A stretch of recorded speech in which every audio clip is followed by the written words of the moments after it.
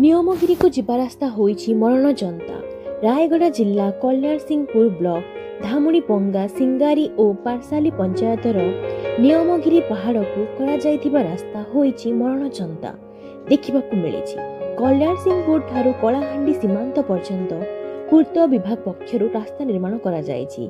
धामुणी पंगा पंचायतर ढेपागुड़ा छक बा मुख्य रास्ता ठारू सिंगारी पंचायतर मेलुकु जबा नारिंगी तोला देई पारसाली पंचायतर बुढ़नी ठारू नियमगिरी पहाड़ को ग्राम्य उन्नयन विभाग पक्षरु प्रधानमंत्री सड़क योजना रास्ता निर्माण करा जाइथिला।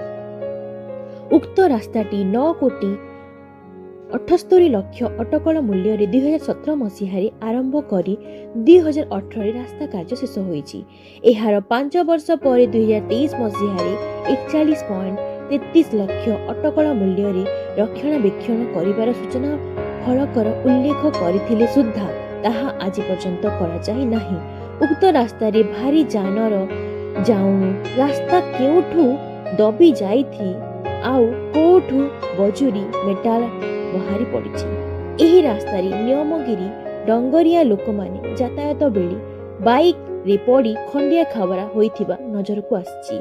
आउ केते लोक निजे दुर्घटनाग्रस्त होई मृत्यु मुखरु बंचिथिबा सरपंच बाम करथिले। तेणु उक्त रास्ता को तुरंत प्रशासन दृष्टि देई मरामती करिवा पाई नियमगिरीवासी और साधारण लोक माने दाबी करिसंती। उक्त रास्ता रे गुंडुरीगुड़ा कल्याणपुर ठारू कंवरगुड़ा देई नारिंगी तोला ग्राम को संजोग करुथिबा 4 किलोमीटर 500 मीटर रास्तार अवस्था मध्य सेही परि रहिछि।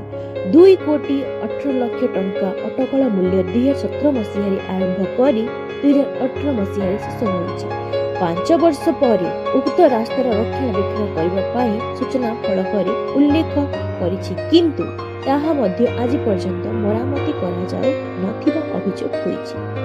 एथिप्रति ग्राम्य उन्नयन विभाग दृष्टि देई तुरंत रास्तार रक्षणाबेक्षण करिबा पाई डंगरिया कंध माने दाबी करिसंती। ए संपर्क रे जे रमेश नायक को पचारिबाकू सरकारंकू जणाउछु। टंका आसिले कार्य आरंभ करा जिबा बोली कहिसंती। धन्यवाद।